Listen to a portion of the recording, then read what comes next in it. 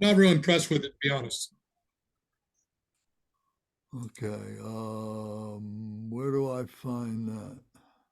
Lower middle, to put the CC for closed captioning. Oh, okay. So closed caption disabled. Yeah. View full transcript. Well, you want to enable. Right. Choose the language if you must be, and once you're enabled, and it lets us know that you've enabled it, Right. and then use the caret to create the settings. And viewing the full transcript just allows you and everybody probably to watch the transcript develop on the right side of your Right. screen. That can be kind of distracting. But I can hide that, right? You can, yeah. Yes, you can. And how do I do that? Oh, Well, once hide it's captions. Hide captions. yeah, yeah, But it's still recording or it's still saving it. yes, Okay. yeah. So you can do your subtitle settings, but that's just a matter of font size and that kind of stuff. But if you're so I'm going to go ahead and show full transcript and make sure.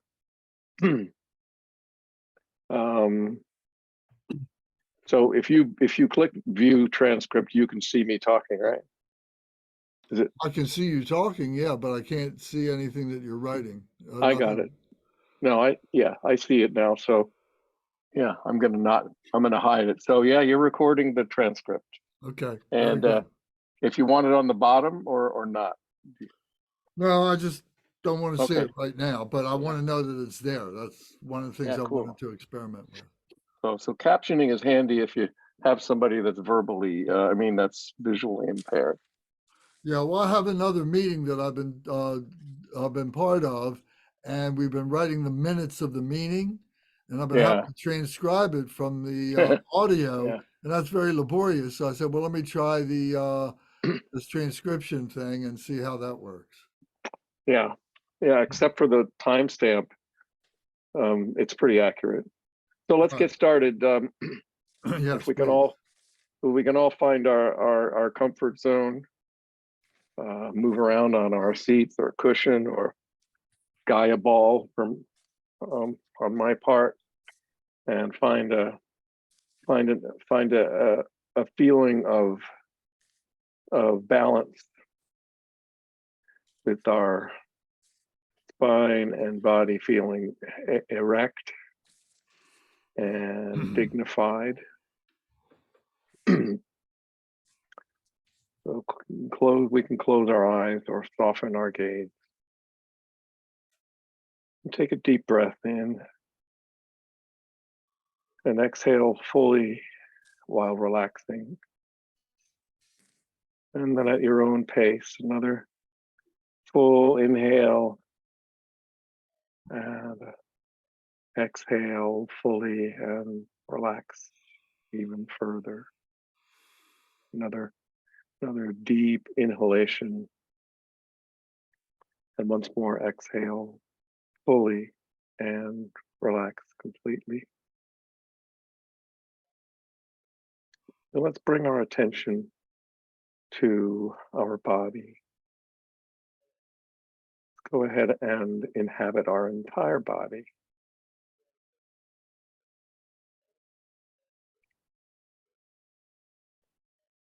Visualize that we are taking up all the interior space of our body.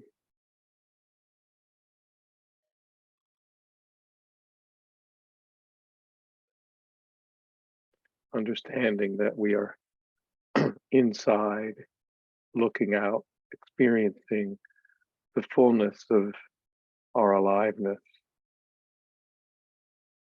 our beingness. If you can feel your heart beating and feel the light swish and rush of fluids through our body, as the heart drives blood and the associated fluid from the larger arteries to our small vessels.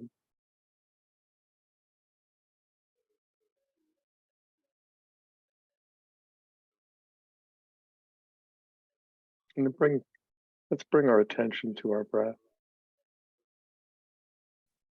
observing the inhalation and the exhalation, maybe noting to ourselves, inhale and exhale, just mindfully noting what we're sensing in our body and sensing our entire body breathing, and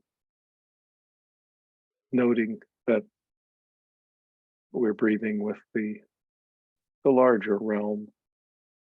We breathe with the universe. We breathe with all breathing things.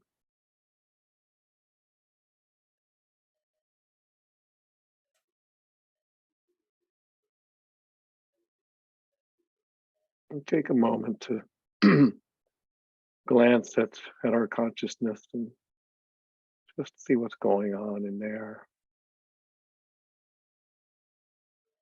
Perhaps we're busy thinking or planning or remembering or hoping, perhaps all at once. We can just name what's going on right here and right now in our experience.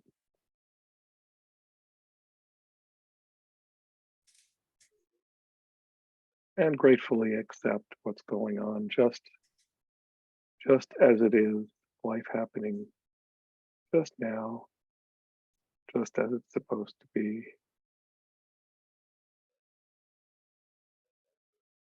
And we'll take a half a minute to rest in this awareness.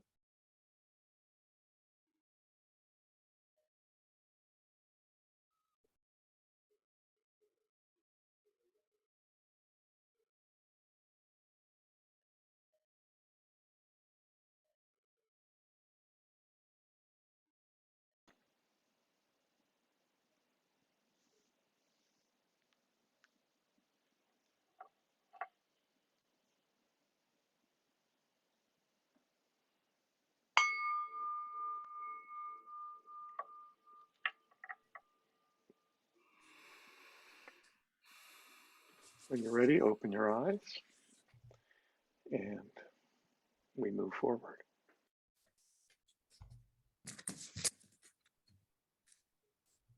Okay, so it is my turn tonight. Yes.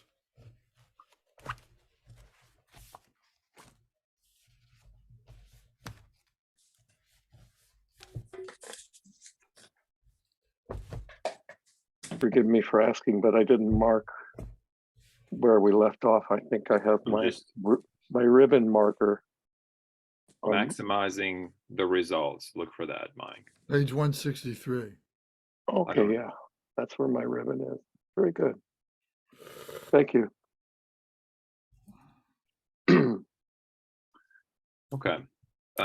So as I was going through this chapter, I was realizing in my mind that there are definitely a lot of levels of realizations, but there are also a lot of traps along the way. And what I was reading through, it just kind of like made me aware that a lot of the things that we consider to be results may actually be something that sets us off the path. So I think you'll be just better to just read through this, because again, like through other things that we've discussed before, there is some like explanations towards the end where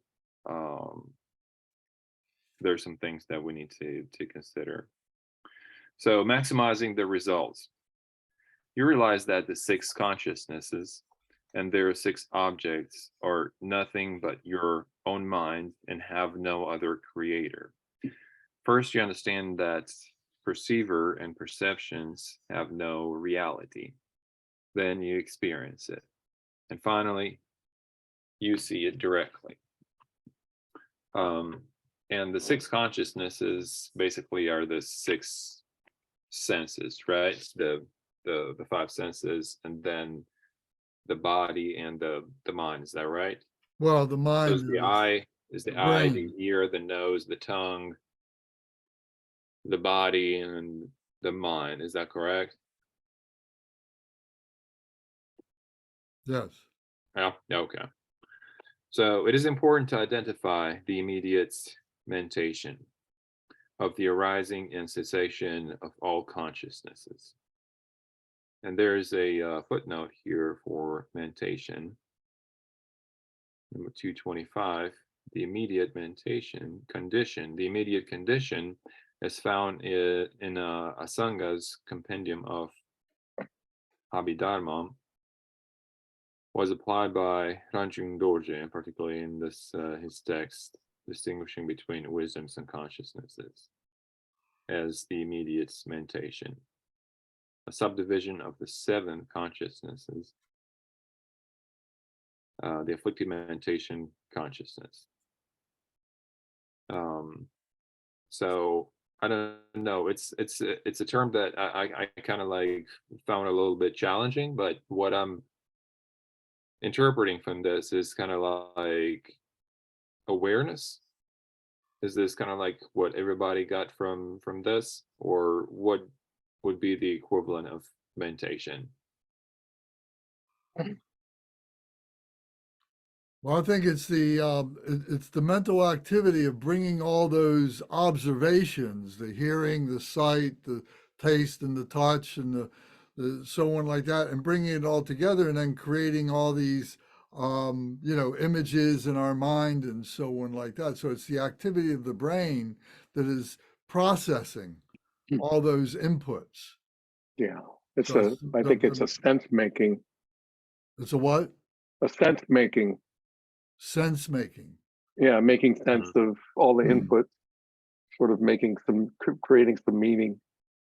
And then we can communicate to ourselves, we can communicate to other people. We have a means to intellectualize that. Gotcha. So it's the process is basically, The mental process.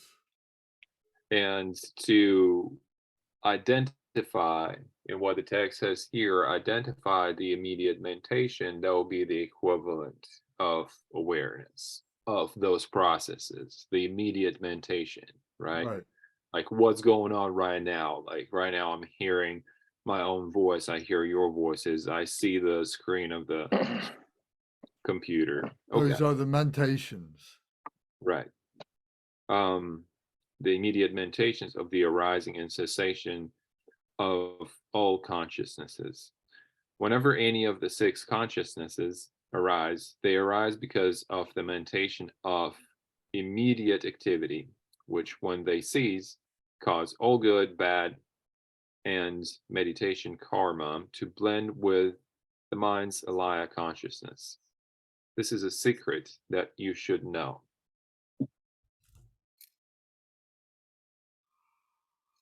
Anybody wants to make a comment about this?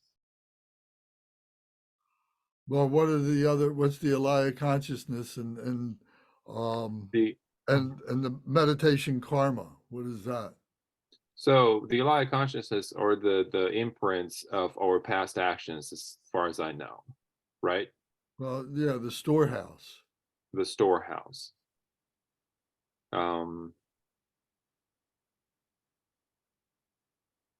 And then how it relates to I, me, mine.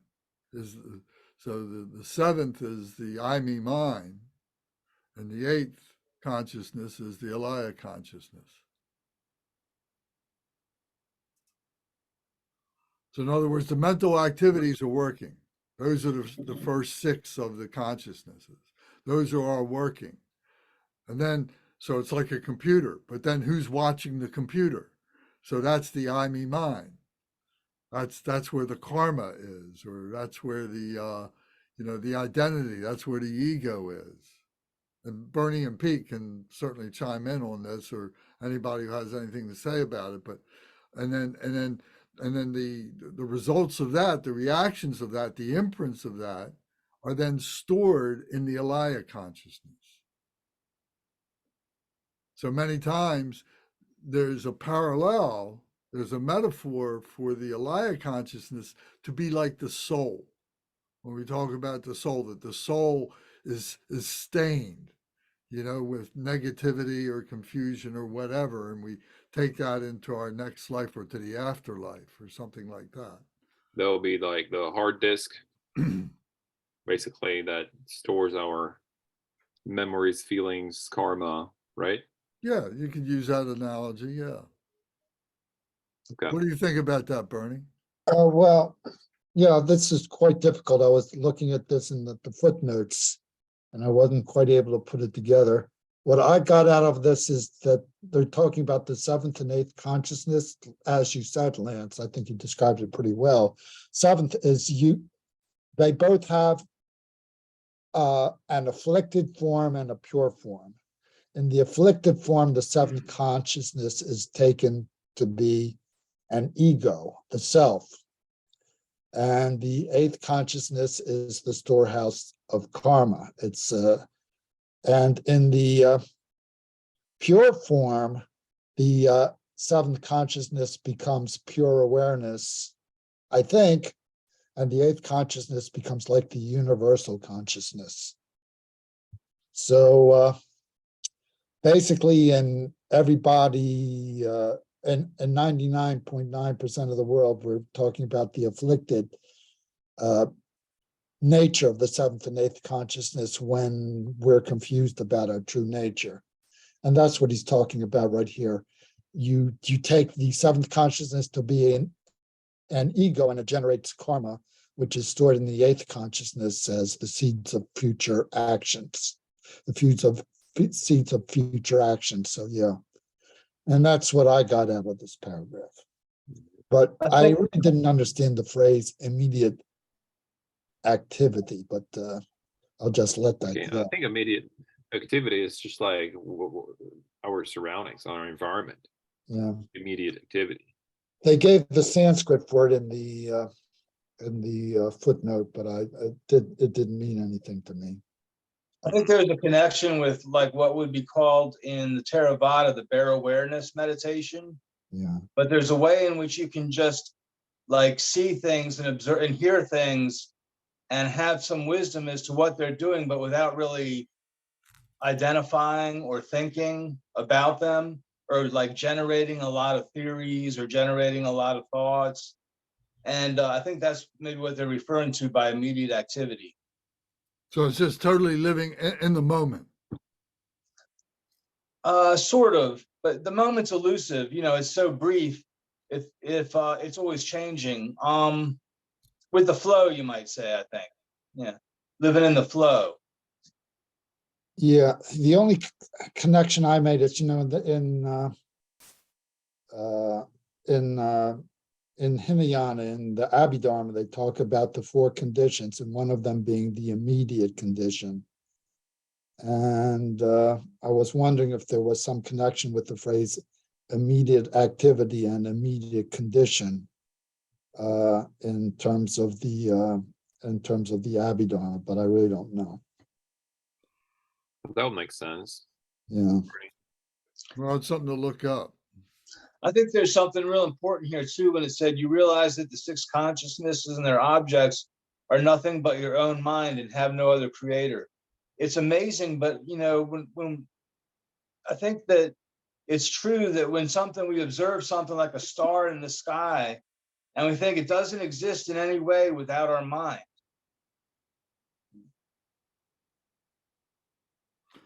Yeah. Well, I think this goes to the point, that Adrian first said, that there was a lot of traps in this section here. There's a lot of mental traps or whatever. And then Bernie, said something interesting about that, about the seventh and the eighth consciousness. And I'd just like to be able to say that these are temporary. The seventh and eighth are as temporary as the first six. And because they are temporary and so on, it is just of the mind. But the problem is we think that in particular, not only are our mind lives forever, but the Alaya lives forever. The soul lives forever. Right. And that's a huge trap Mhm. that the Buddha Dharma blows away. And that's really hard for a lot of people, I think. It was hard for me to really to understand that. That's what was being said here. That to even hold on to the soul, as the last vestige of who I am, is just a mentation of the mind. Okay, You're good point, good point. you're spoiling the rest of the chapter, Lane. You're giving away the ending. So reading along with immediate mentation, there arises the afflictive mentation, which is the thought of I, belief in a self, attachment to a self, and pride, which, because they obscure you, create ignorance.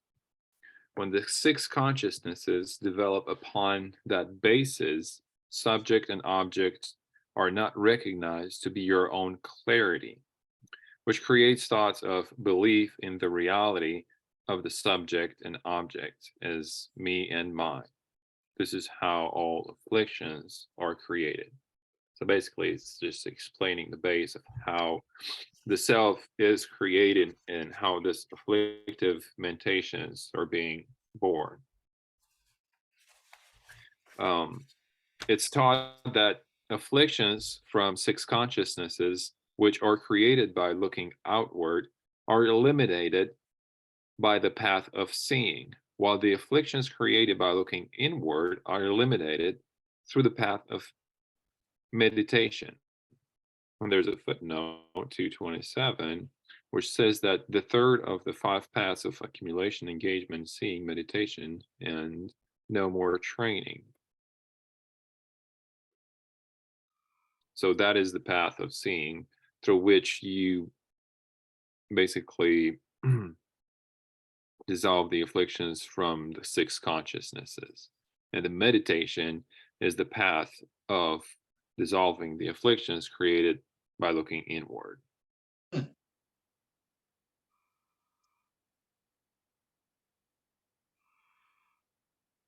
So I look at that's the union, that's the yoga, the four kaya union.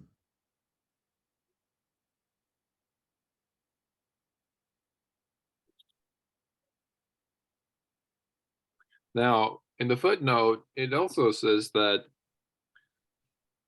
this path is the accumulation, engagement, seeing, meditation, and no more training. So meditation is also a path of eliminating the afflictions created by looking upward, right? Or is that a conflict there? Well, there's nothing left to meditate on.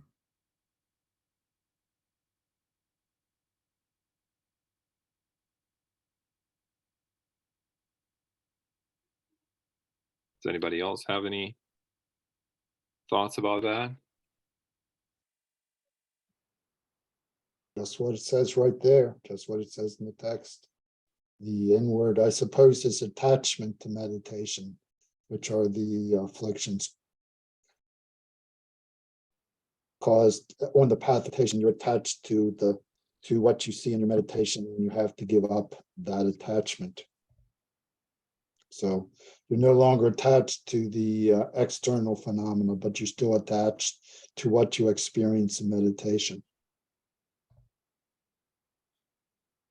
Okay. You don't completely comprehend it yet.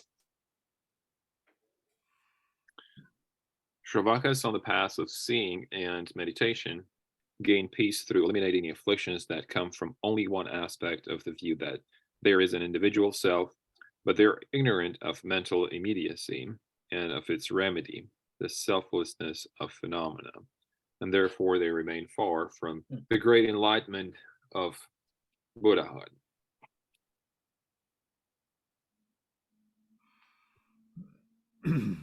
Is this a call for the path of like Mahayana, I guess? This is the Hinayana. Hinayana. Jnana The versus Arhat Jnana. is the hero of that. who is looking for self-liberation, self-enlightenment. Therefore, a wise ordinary individual who has reached the mental state of dhyana should meditate in the following way. When you rest in dhyana without thoughts, the six consciousnesses cease in space. When you arise from that samadhi, you can see the movement of the subtle mental activity of thought. If at this time you don't have the view taught by a true guru, you will have the following deluded thoughts. And this is where those traps are being explained one by one. You may have the nihilistic view thinking there is no reality to the mind and no reality to its arising and ceasing, and therefore thoughts have no cause. So that's trap number one. You may have the eternalistic view thinking even though thoughts themselves cease, they are permanent because they will always continue to arise and appear. Third, you may have thoughts about the self, thinking. These movements of consciousnesses all occur within a single mind. Fourth one, you may have the deluded thought that external objects should be stopped, thinking, if I stop the appearance of the external objects, I would be in a state of non-thought. And so I must stop the appearances of objects. Fifth one, you may go astray by thinking that dhyana is the ultimate path, thinking the ultimate path is the dhyana in which the activities of thought have ceased, in which joy and bliss have ceased, in which the movement of mindfulness and awareness has ceased, and in which the inhalation and exhalation of the breath have ceased. Sixth one says that you may go astray in a meditative state without identification, thinking the ultimate path is the non-conceptual clarity in which the identification that recognizes the characteristics of objects ceases. The eighth one says, you may go astray into formless realm if you believe that the ultimate path is when all appearances and solidity cease into a consciousness like space, or into an infinite consciousness, or into nothingness, or into the absence of both identification and non-identification.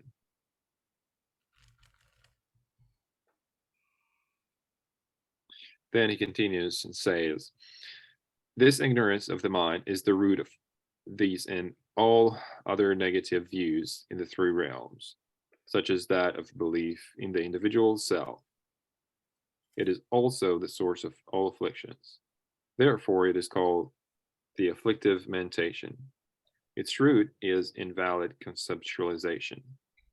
When you have seen this in the state of the clarity and non-thought of the external six consciousnesses, you will enter into wisdom.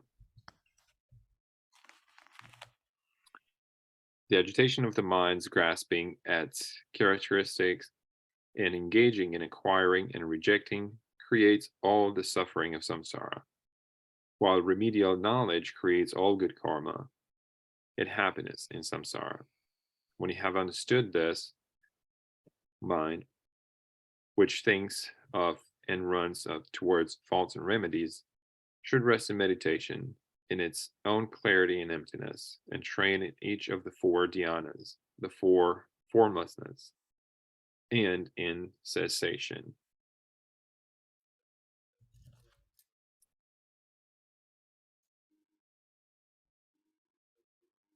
Now, the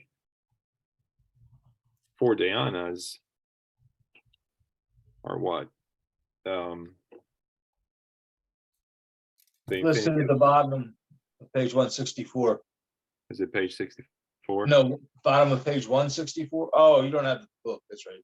I don't have the book. It's where it says infinite consciousness, nothingness, or into the absence of both identification and non-identification. Space, infinite consciousness, nothingness, and neither existence or non-existence. Okay. So isn't this, when we've talked about this before in terms of the four absorptions and the four formlessnesses?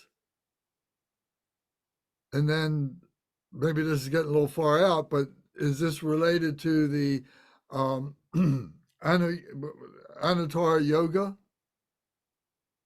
and the Maha yoga?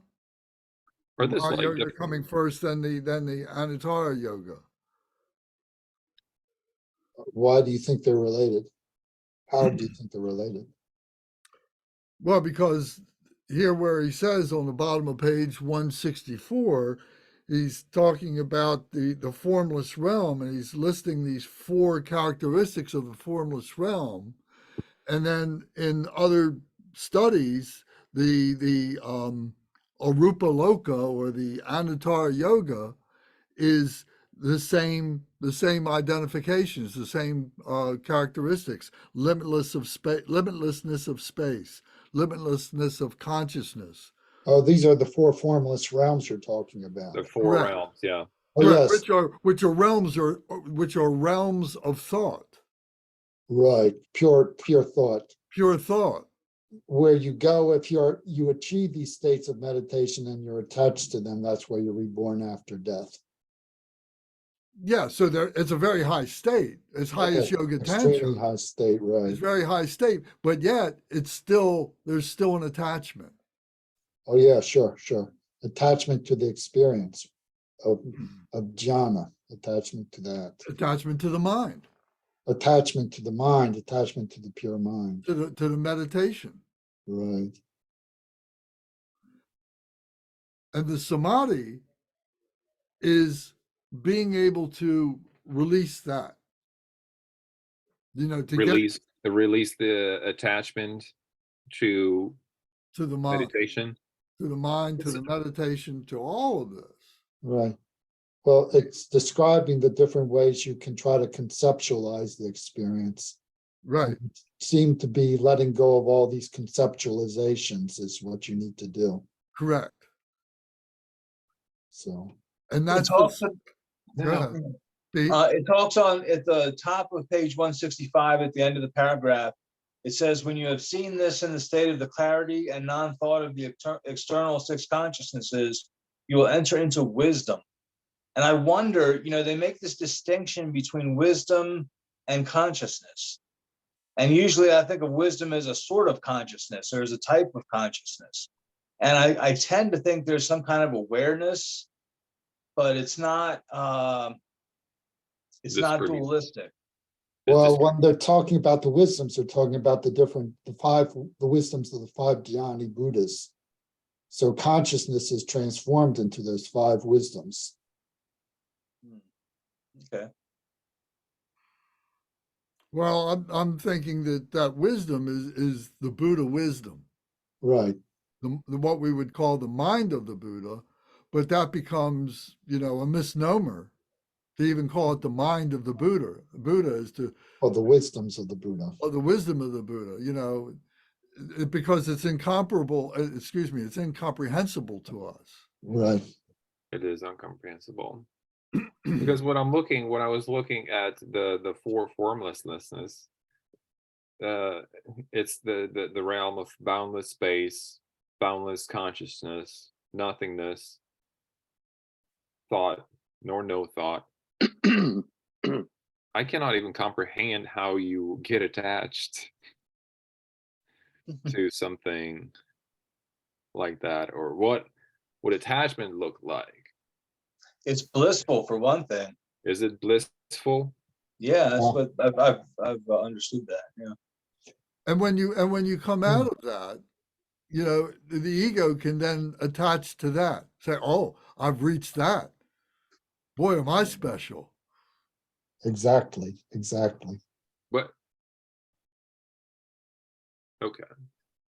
So if you come out of that, that means that it's a non-dual experience, is it? Or is not? Totally. Yeah, when you're So in if the it's, if experience, it's, if you're it not, is non, yeah, there dual, aren't sorry, any go ahead, thoughts Darren. when you're in that experience, so Go it's, ahead, Adrian, finish that go thought. ahead. Oh, all I was saying is that if it's a non-dual experience, how can you have attachment? Because you Well, come it's out not, of it, because you're not stable in it yet. Yeah. they're not totally non-dual. They're very subtle, Well, but yeah, not totally non-dual. as Lance said, at some point you come out of these states and you want to go back to them again, and that's the attachment. You want to achieve but I what you've mean- already achieved. You would want to have that drive to go towards that or not, Yeah, yeah.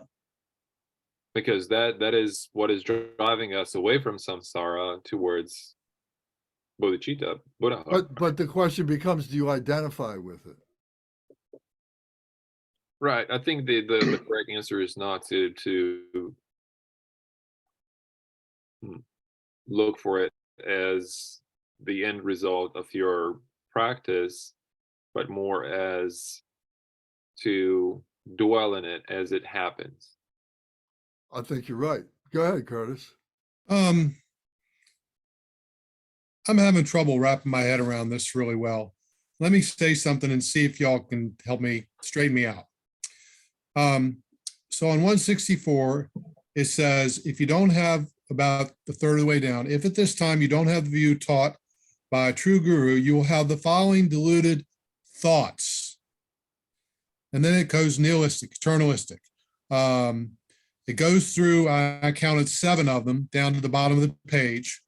Then it starts at the top of 165. This ignorance of the mind is the root of these and all other negative views on the 3 realms. So what I'm taking from this is what I want to see what y'all say is that this is, you may have experiences, but if your view is not clear, if it's a kind of a thought, it's a view, it's an intellectual model, if you will. If your model isn't correct, you will not experience it clearly.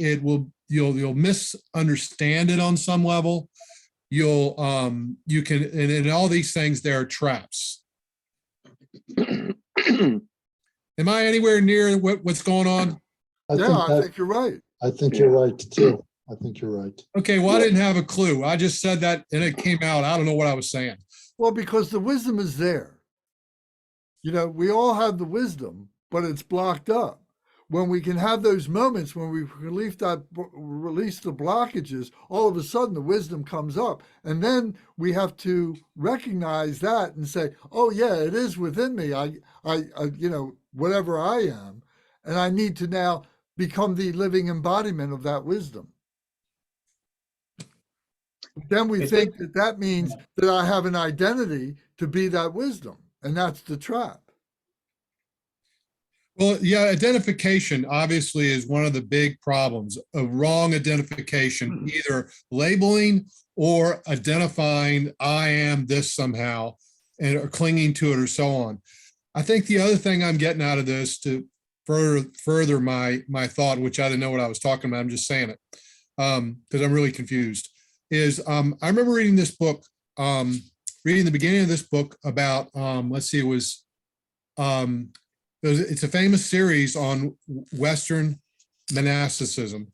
And the first book talked about how it basically was talking about how the model you have is really important. You can't have these mystical experiences and really handle them or deal with them or know what's going on without a model. And this to me is what the view is. If you have this view that's been hammered out by the lamas and the realizers, it explains what you're experiencing in a way that is clear and not distorted in some way. And so all this attention to view and wrong deluded thoughts and negative views, in other words, your view, having a correct view is really absolutely essential to experiencing this stuff without it being off. without it being vicarious experience. It has to or be, it distort has it. to be your actual experience. I mean, I think you can experience it, but you don't, if you can't understand it properly, you understand it wrongly, and then you're kind of stuck in a this what they call afflictive mentation, because it's at the root, it's all tied up with afflictive emotion because it's not the proper view. And this is one of the three afflictions that keep us from Buddhahood. One of them is the afflictive emotions. The other one is the mental misconceptions, and that's what you're talking about. Okay, The other I one think are I the- finally, And then the other one are the habitual tendencies. Michael, you wanted to say something? Yeah, I think being attached to experiencing anything is it sort of begs a wrong view.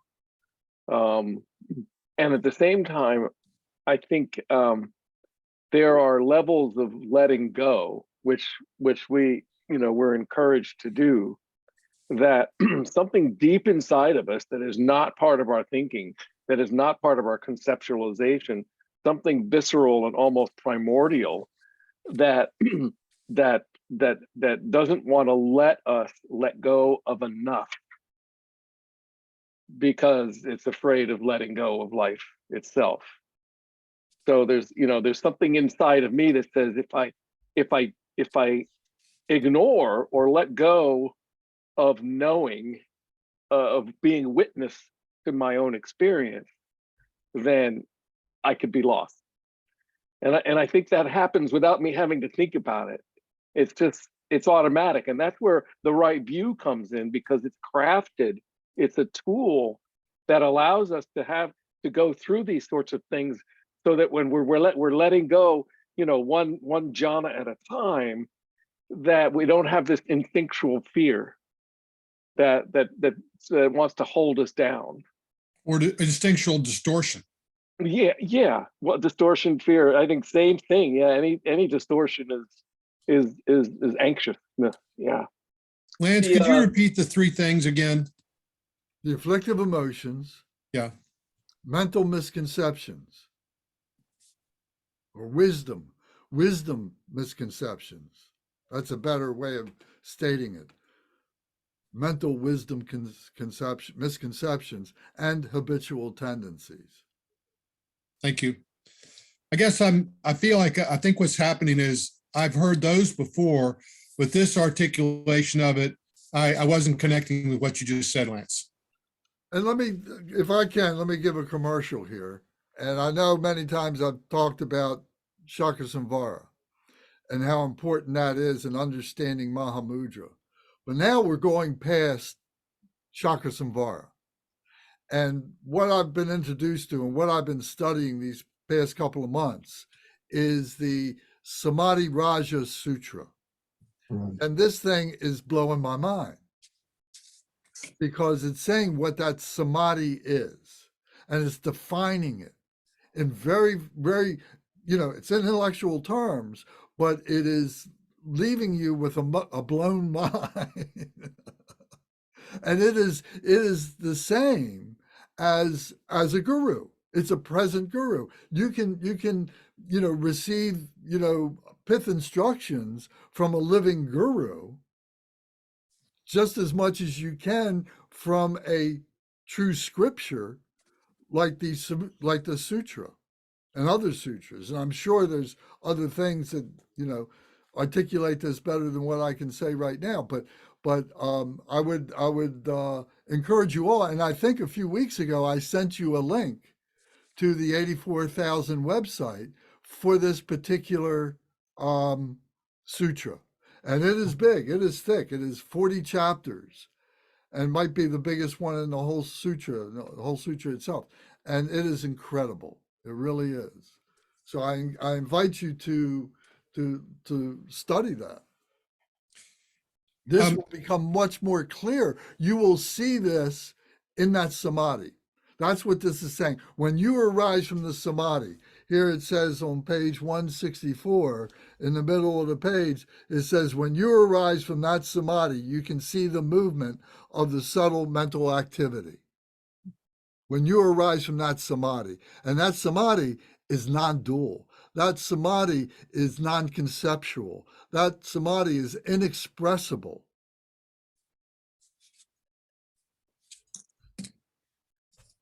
Is this whole, I'm sorry, just to clarify one more time, is this whole section of these different 7 problems, is it all in the area of mental wisdom misconceptions? Yes. No.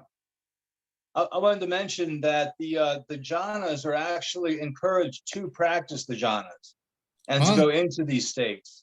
The only affliction is to have the attachment. Well, that's true. I agree. I'm sorry, I'm confused. It seems to me these 7 things they're talking about all seem to me to be mental wisdom misconceptions when they get mixed up But you with have to experience. purify them. You have to purify them. But they're being labeled as the traps of mental wisdom misconceptions if you mix it with your experience. Look at page 165, second paragraph, and towards the middle of the paragraph, and it says mind, and then it says some other stuff, should rest in meditation, its own clarity and emptiness, and train in each of the 4 dhyanas, the 4 formlessnesses, and in cessation.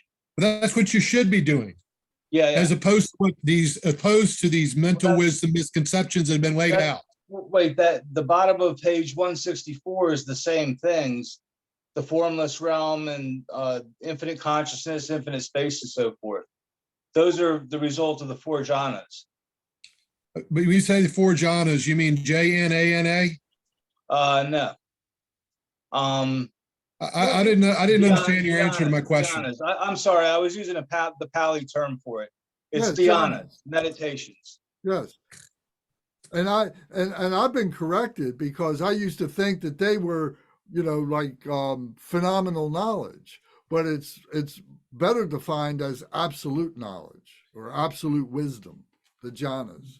Okay, I thought it looks to me these talks about. I'm sorry, I'm stuck here. Well, Curtis, what I told you about that Samadhi Raja Sutra is going to help you more than anything that we can say to you right now. Well, I've got a simple question though. It seems to me, I'm just tell me if I'm wrong here. Simply tell me if I'm wrong. The following deluded thoughts, and then he goes through these 7 different ways you get off. You don't get it right. You misunderstand your experience. To me, it seems they're all about mental wisdom misconceptions. And then as Pete says, if you do what you're saying in the second paragraph on 165, rest in meditation and clarity emptiness, and you train in the 4 dhyanas, the 4 formlessness and sensation, you're on the right. You're going in the right direction there. Instead of getting, let me just finish the sentence. If you do that, then you're going in the right direction. Yes. Okay, thank you. It says here. Those are the remedies. Those are the remedies, Curtis.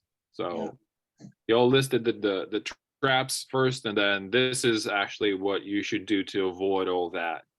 These are traps you want to have so that you can recognize them and you can liberate yourself from them. These are like the final, vagaries of what it is to be attached. They're parts along there. It's steps along the way. You got to go through it. But they're very high up. It says here that if you mistake them for the ultimate path, then it's a mistake.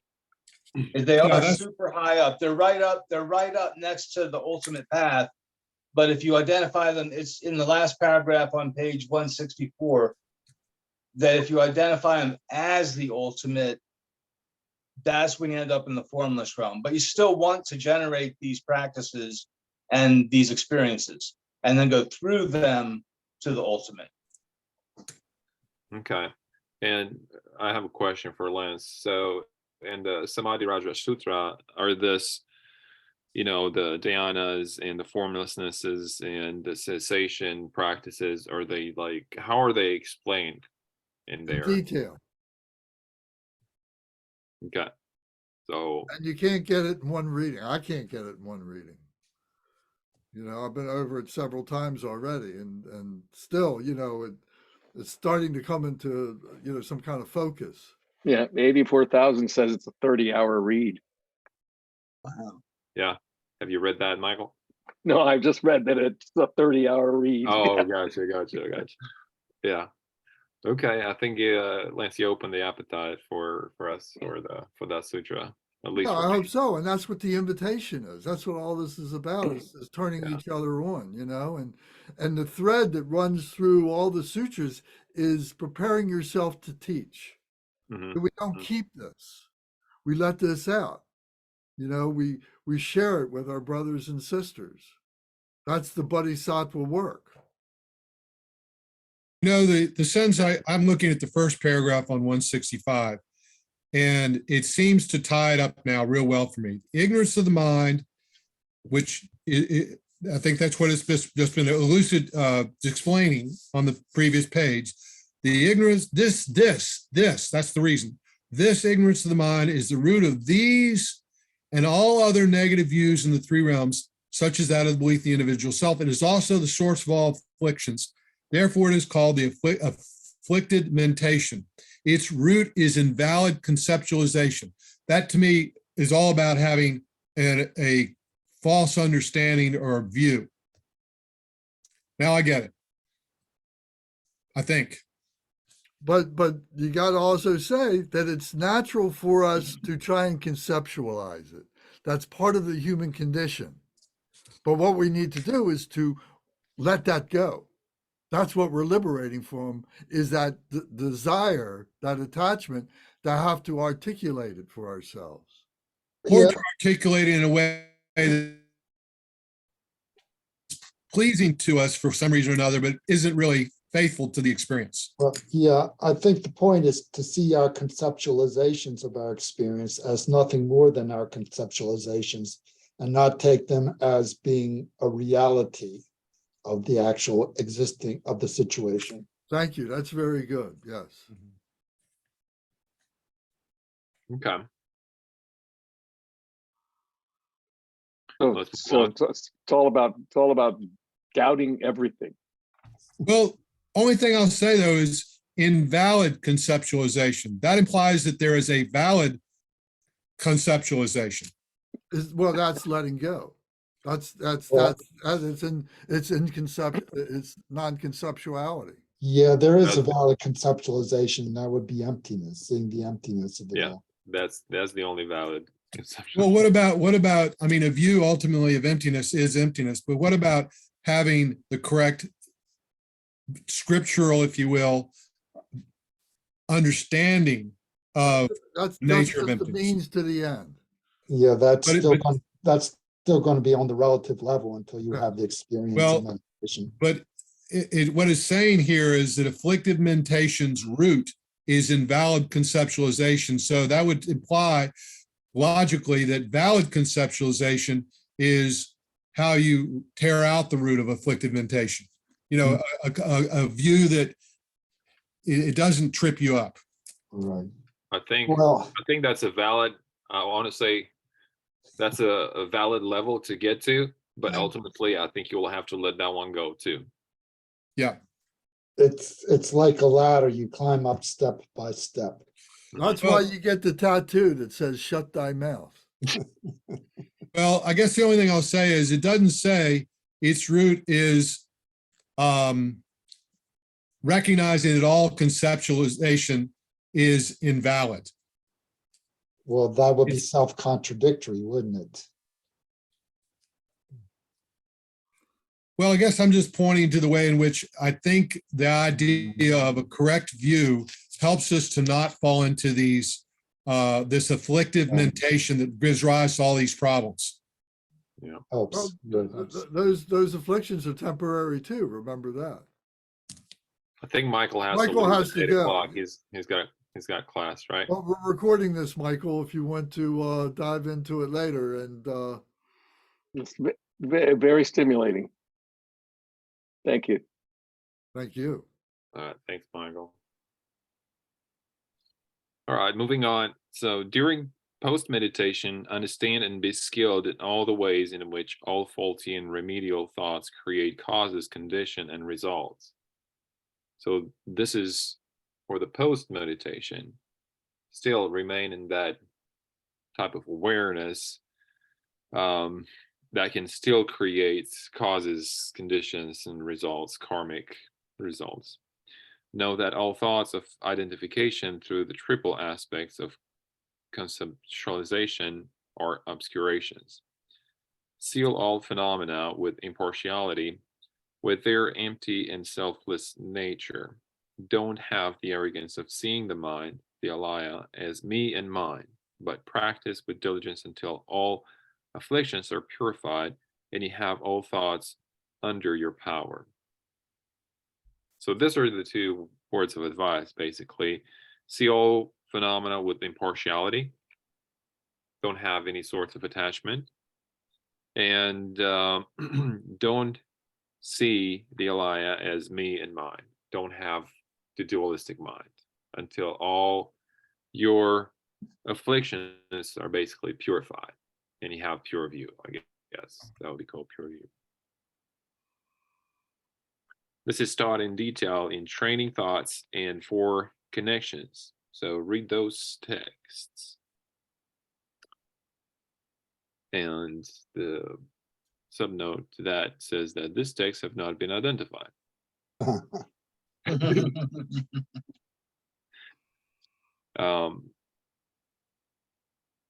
But Well, why don't you read those?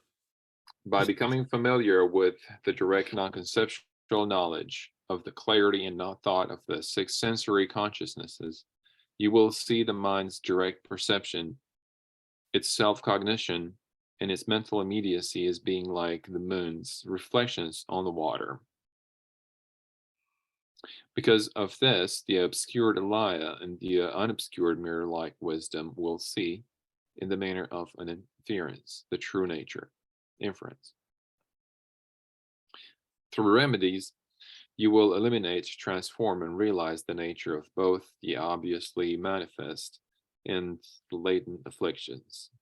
Then you will have mastery of pure discriminated wisdom with its samadhi, which realizes the eliminations of both manifest and latent afflictions. At that time, the alaya will directly appear. The alaya will be purified in the very instant that is freed from all concepts concerning true nature and results. And at that time, you will attain the enlightenment of Buddhahood. Alas, immature beings who do not understand this nature bind themselves to me and mine. Those who are Shravakas are bound to the bondage of selflessness as a remedy. Although training in concepts of phenomenal percepts leads to the attainment of pratika Buddhahood, the perceiver aspect is not realized to be the alaya. So they remain on the path. Complete Buddhahood is total realization. This is why Buddhahood is unsurpassable.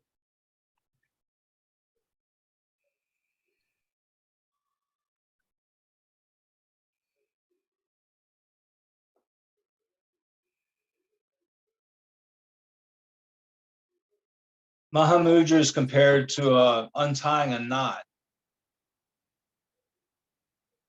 And that reminds me of what's being said. The alaya will be purified in the very instant that it is freed from all concepts concerning true nature and results. And at that time, will attain the enlightenment of Buddhahood. Yeah, he's drawing the distinction between the different levels of the path here in the last couple of paragraphs. And how the Pratyeka Buddhas and the Arahats fall short.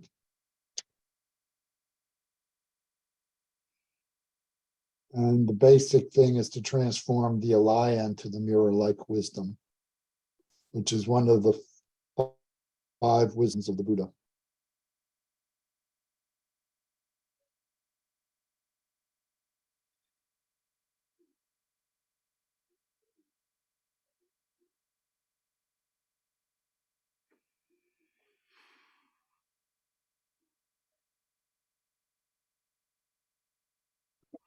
Yeah, I don't think I would have anything else to add to that. So, you know, you can't intellectualize your way into this. Only up to a point. Only Up to a point, and then it just requires, you know, the contemplation that exhausts itself, and then have that non-thought meditation experience over and over again, and be able to be familiar with that over and over again, and live with that. Mhm. I think it's That's- funny. Mm, I think Cool. it's funny the way the non-dual experience, granted experience in some way or another, maybe even habituated to it to some degree. But if you don't have, if you have the wrong understanding conceptually, you fall into a trap. It's somehow the importance of framing it properly it plays an important part. So what's the wrong view? Well, The wrong ultimately, view, yes, the wrong view is that this exists. And that's yes, what I'm holding on to. Oh, it exists. Oh, this is my mind. or this is eternalism, or this is nihilism, Yes. But basically it's that it exists in some form or another, and I can know what it is. or that there's some sense of self about it. I am this, or I've Yeah. attained this. Exactly, yes. Um, And that's the liberation, is to free ourselves from that. And that is so subtle.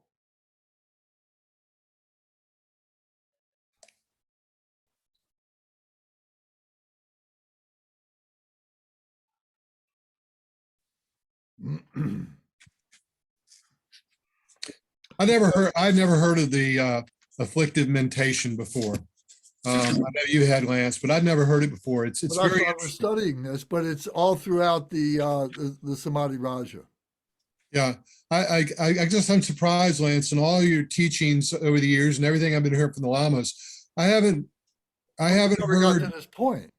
but We never got to this point. You well, can't talk to beginners about this kind of stuff. yeah. Anyway, it's a piece of the puzzle I didn't know was there, and now I feel like I've discovered it. Yeah. But I didn't do my homework and read this to even grasp it, start to grasp it. I just doing it on the fly here. So there's a question. And this is, you know, what kind of mentation does the Buddha have? Well, he has the five Well- wisdoms, five wisdom lines. I think he dropped all of them, right? Well, Well- this is a point of scholarly argument or Yes. discussion. They Right. discuss the different points of view in the last chapter of Jewel Ornament. Exactly. Right. And then it comes down to Jigden Sumgin says, well, I follow what Milarepa says. Right. And then Gampopa, you mean and there's a Gampopa. quote from Milarepa. Gampopa, not Jigten Sumgong. No. It's his book. Excuse me. You're correct. Mhm. It says Milarepa's position. I'll just read this short paragraph. It says, Jetson Milarepa said, this unfabricated awareness, Buddha mind, this unfabricated awareness is beyond words and conceptual thoughts, such as existence or non-existence, eternalism or nihilism, and so forth. It will not be contradicted, whatever name is used to express it. Dharmakaya is beyond conception, unborn, free from elaborations. Milarepa said, don't ask me, just look in your mind.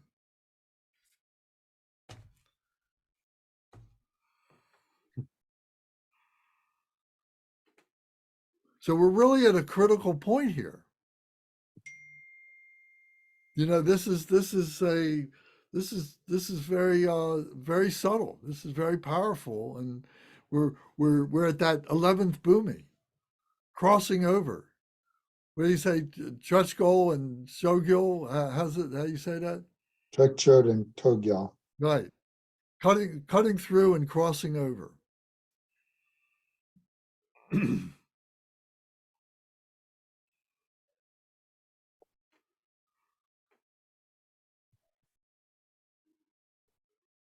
All right. Should go through the conclusion now. While you're developing shamatha and vipassana, agitating or dulling thoughts may arise. Recognizes the causes of dullness and eliminate them by using methods such as cooling yourself, bloodletting. Bloodletting? Bloodletting. Is that what I think it is? Yeah. I hope not. You'll heal yourself. That was, physicians in the toolbox, letting bad blood out so that new blood will generate and heal you. Yeah. Were they doing it? Oh, okay. Were they doing that during meditation? I hope, I have no idea. They, I never heard of it. they were doing it 100 years ago. That was, Oh, in Europe doctors. and in Asia. That was a popular physician's Oh, tool. no, here in the United States, it was very popular. Yeah, yeah. It's Yeah. how, Right. I mean, it's how using President leeches Washington died. What's up, Adrian? Yeah. Okay. I just wanted to confirm that's what it is. Directing your awareness toward all your objects or of perception. So that's meditation with external object, right? Objects of perception, yeah. Contemplating cause and result.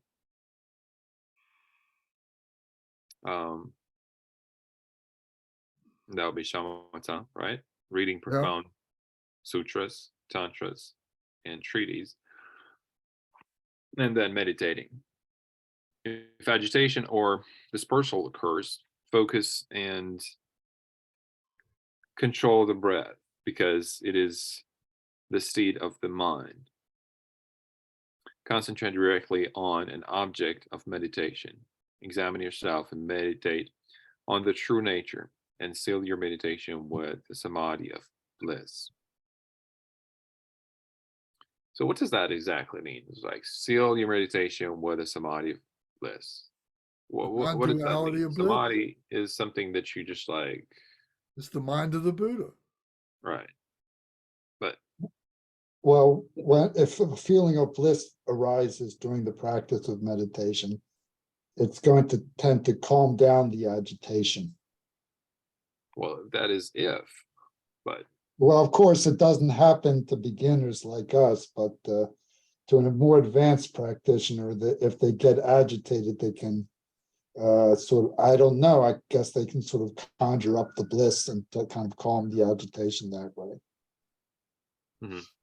Focus Just on the go through the bliss. flow chart, and the decision block is, have you succeeded to this level? And if the answer is no, we'll go back 3 spaces until got you're you. able to overcome the agitation. The bliss doesn't overcome the agitation. It's being able to rest the agitation allows you to get to the bliss. Well, it works both ways. It sort of feeds back. Letting go of agitation brings about the bliss, and the bliss calms the agitation. So it sort of works both ways. Synergistic. Synergistic, yeah. You can grab it either way.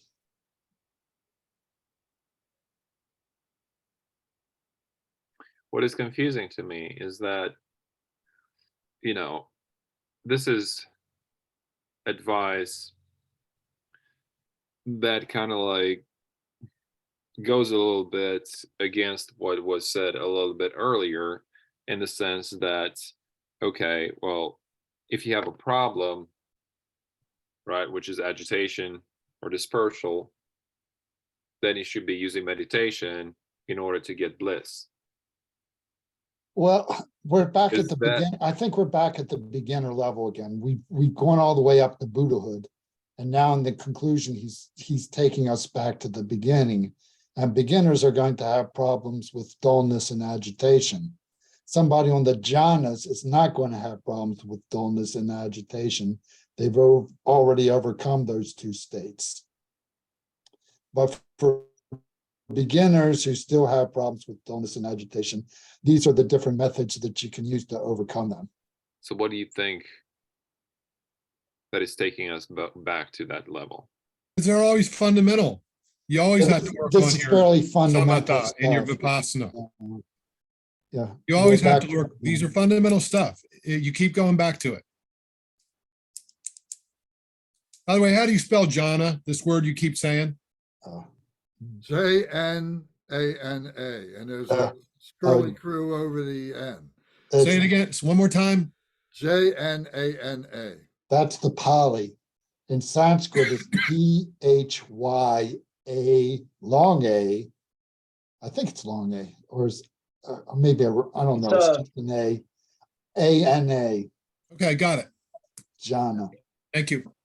So Look at this analogy talking about, how we come back to things. If you're trying to get to the third floor of a house and you're outside the house, you can't get inside the house, but you got a ladder and you put the ladder up against the house. And maybe you've got 2 or 3 ladders to get up to the third floor. But if you fall off from the very top and fall to the ground, you got to get back on the first ladder and start going up step by step by step till you get to the second ladder, until you get to the next one, and so on like that. So what he's pointing out here in this conclusion is what that process is like from the bottom up. And I like what he gets to at the bottom of page 166. While practicing in this way and experiencing being free from the two extremes, okay, all that's good practice, your behavior should transgress neither the rules of correct conduct nor your commitments. Right back to the foundation of bodhicitta and accumulating merit. right, sure. Yeah, I think in the conclusion, he's sort of summing up everything he said and not going on from the previous section. Right. Okay. Continue, Curtis. You want to read that paragraph? I've talked enough. Let some other people talk. Oh. Okay. Who would like to take a turn? Pete? Yeah, have no doubt that the practitioner who meditates upon this will gain realization. Do not stop the conduct of realization, but rely on benefiting yourself and others. I think that's important because the meditations, like, we should have an unselfish motivation, but at the same time, we're liberating ourselves and we have that pradamoksha quality. Just do not stop the conduct, the practice. I would just replace that word with practice, right? The conduct, the behavior, Mhm. The process. the process.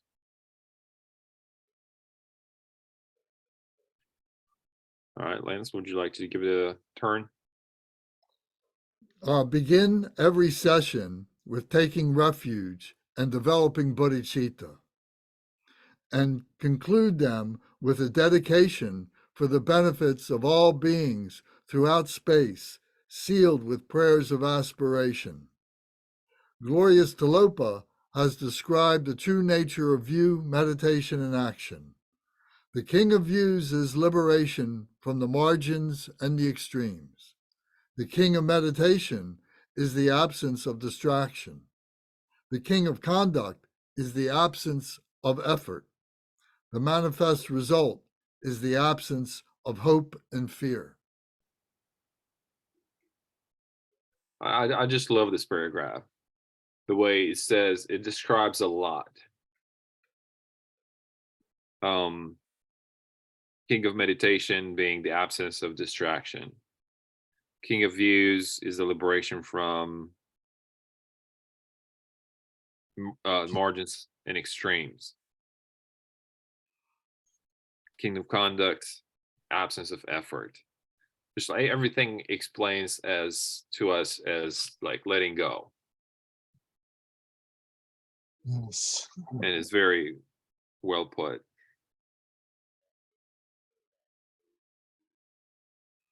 The manifest result is the absence of hope and fear. Yes. So that will be realization. When you look into your heart, you have no hope, no fear. That is the result of your conduct, of your practice. It doesn't matter. Right. No hope, no fear. This phrase, absence of hope and fear, we've seen that kind of phrasing about hope and fear. Does it mean that you just are present and there's no place to go in a sense? There's no hope for need to have any hope. There's no fear of anything. I'm explain it to me, somebody. It's transcendent of the duality, of the dual nature. Hope and fear, Yeah. praise and blame. I think the point is that when you see that everything is like an illusion and like a dream, you're no longer attached to it and you're no longer afraid of it. So it's like seeing a tiger in a dream and knowing that the tiger is only a dream. It's the one taste.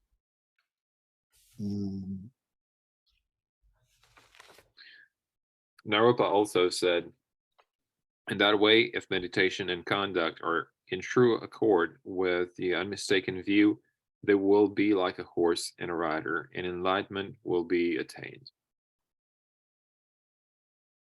He also said, if you do not have the true view, you will gain nothing but meaningless exhaustion.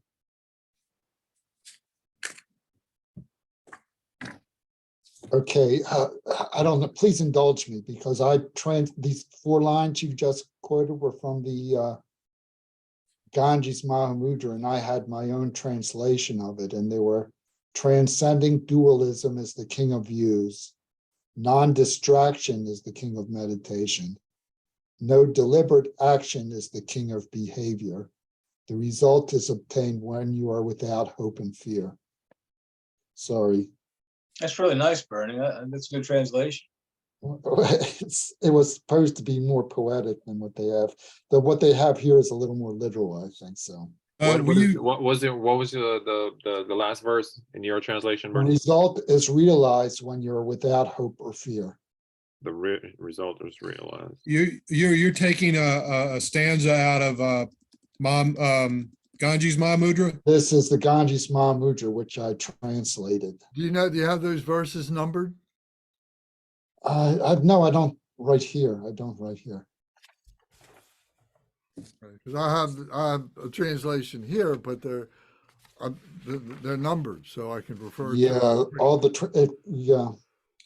Are you offering an alternate translation of this very stanza we just read in the book?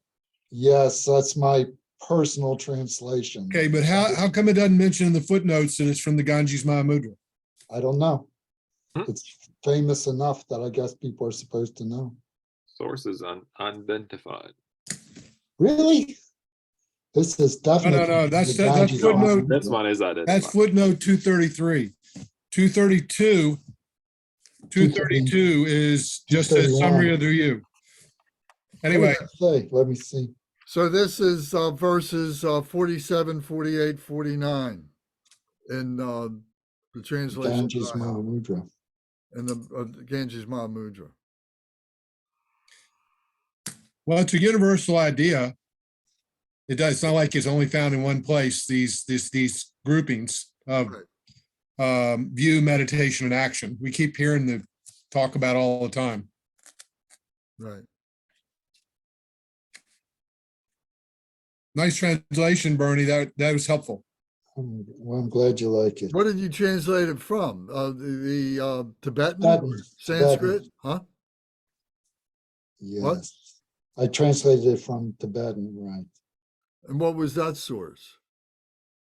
Where did I get I can't remember where I got the original Tibetan text from, but it's in various places around the web.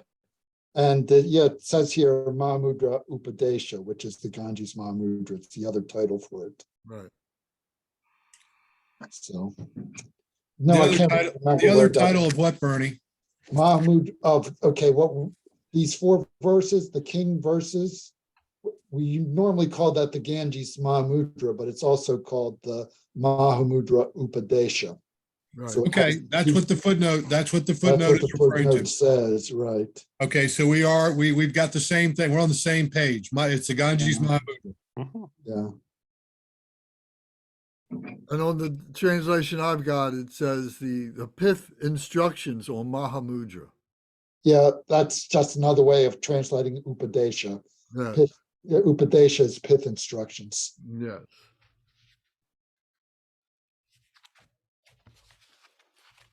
Okay, sorry. That's all right. That was good. Not sure exactly where we left off. We were off where it says Naropa has also said, I think maybe you read that, Yeah. and then he also said on page He also, 167. right. He also said your meditation and conduct will be erroneous if they do not accord with the true view. You will be like a blind person without a guide and will not gain the true result. The successive stages of Mahamudra instructions are the innate Mahamudra that resides within you, the direct recognition of the meaning of the inseparability of appearance and emptiness, meditation on the inseparability of emptiness and compassion, the correct experience of shamatha and vipassana, and the absence of mental activity within non-conceptual meditation, free from the 5 kinds of adverse factors. Those factors were not identified. Well, yeah, those were the mentations. The meditations. Those were the mentations that we talked so much about. There's a footnote. Right. Well, he's got 5 here, and we had about 7 different little paragraphs when we were on page 164. What it's worth, I'm just pointing out. Okay. Okay. Rangjung Dorje composed a slightly expanded version of a teaching by Dao Shonu, according to his own understanding, unmixed with words from academic texts. The conqueror taught the profound path of innate union in all his sutras and tantras. Tilopa Naropa summarized it as practice instructions which their followers have taught.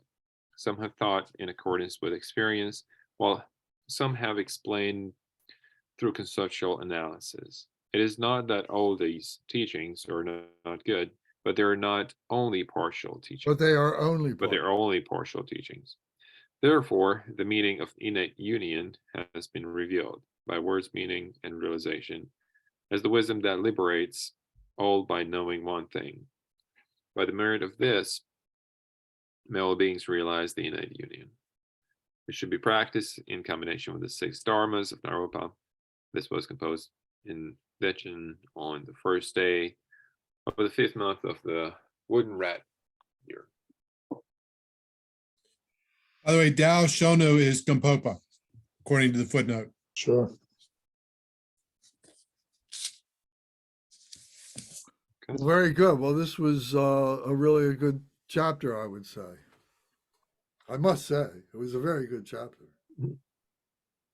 I like the way he ties in the end, talk about conduct and meditation all the way up to the very cusp of realization of enlightenment. The conduct is important even at that point, and so is meditation.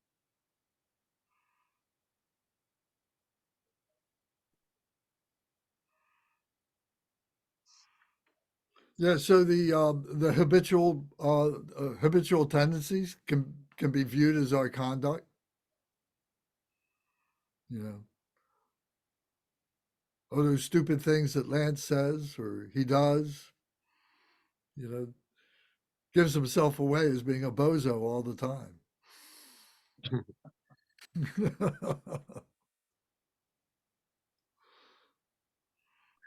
Very good. Shall we dedicate? Sure. Oh, next is the, Well, are there any more comments or anybody have anything else you want to add to this? Yeah, I just think he read through quickly the last paragraph starting on 167. It's pretty loaded. The successive stages of Mahamudra instruction are the innate Mahamudra that resides within you, the direct recognition of the meaning of the inseparability of appearance and emptiness. The 3, meditation on the inseparability of emptiness and compassion. 4, the correct experience of, I think it's interesting, the correct experience of samatha and vipassana. It almost sounds like going back to the beginning, but these are getting them the correct experiences is really important that they're being named again. And the absence of mental activity within the non-conceptual meditation, free from the 5 kinds of adverse factors. It's a real powerful summary. Yes. So I'm sorry, Lance, the 5 kinds of adverse factors, those are the same things as the afflictive mentation. Well, let's look at, there's a footnote there, so let's see exactly what that The says. footnote says these have not been identified. Right. Okay. Okay, well, I got that answered. Thank you. Well, I would look back when we were talking about on page 164, and we were going through, when you come out of the samadhi, there's the nihilistic view, the eternalistic view, that whole page there, all that are those mentations. And those I mentioned, kept saying there were 7 paragraphs. If you look 1, 2, 3, 4, 5, 6, 7. But that doesn't mean that he's necessarily saying, I mean, he's got a division there, but it doesn't mean it's like the final breakdown of these things. He's just riffing about these various ways of having afflicted mentation. That's a good way of putting it. He's just riffing. But then again, here it says 5, and on page, what page was that? There were 7, right? Well, there's 7 on 164. There's 7 paragraphs. That doesn't mean they're necessarily broken down into 7. And the footnote clearly says that the 5 have not been identified. So nobody really knows what these 5 are exactly. There's not even a theory here, else the footnote would tell us. At least the author, the translator didn't know what they were, at least. So maybe some Lama can tell you what they are, but not. So this is why I always say it requires your own contemplation, meditation on these things. Well, I mean, as scholarly as this book is, they surely didn't put that footnote in there without trying to get an answer to it. Oh yeah, I'm sure they looked for it. I mean, it's not much of a footnote. Sorry, we can't help you here. They tried. They just couldn't get anywhere.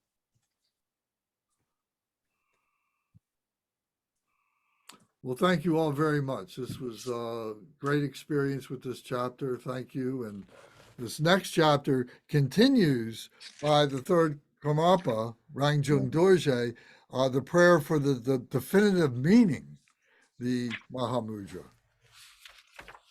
So this was the instructions for the Mahamudra innate union. Now we get to the definitive meaning. I'm sorry, innate union, definitive meaning. What's the difference? This sounds like language.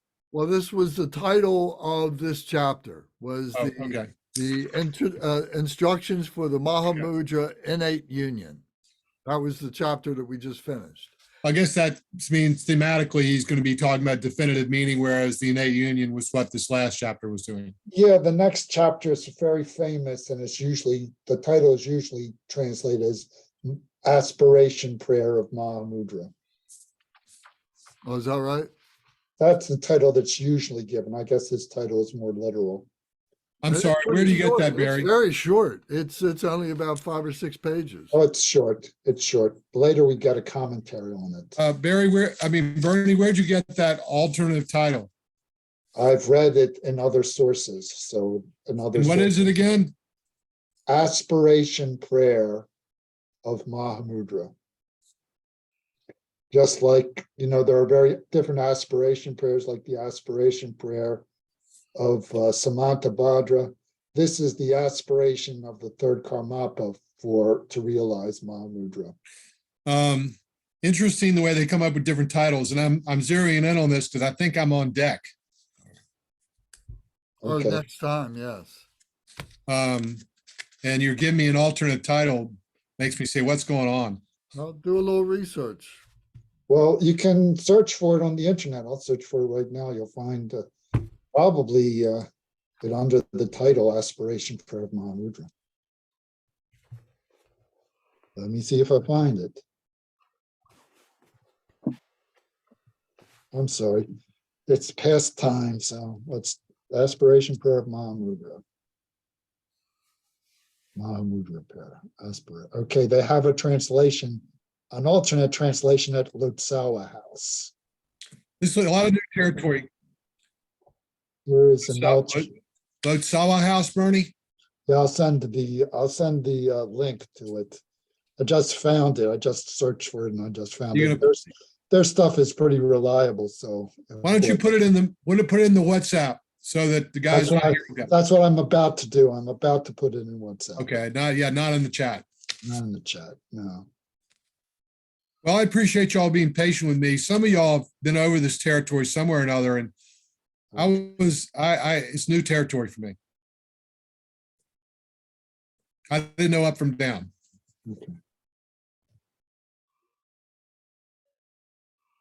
Okay. Are the We're virtues just collected collected in the three times? myself, Myself and all being beings and samsara and nirvana. by the innate motor innate virtue, virtue. may I in all sentient beings quickly attain attain unsurpassed, perfect, complete, precious enlightenment.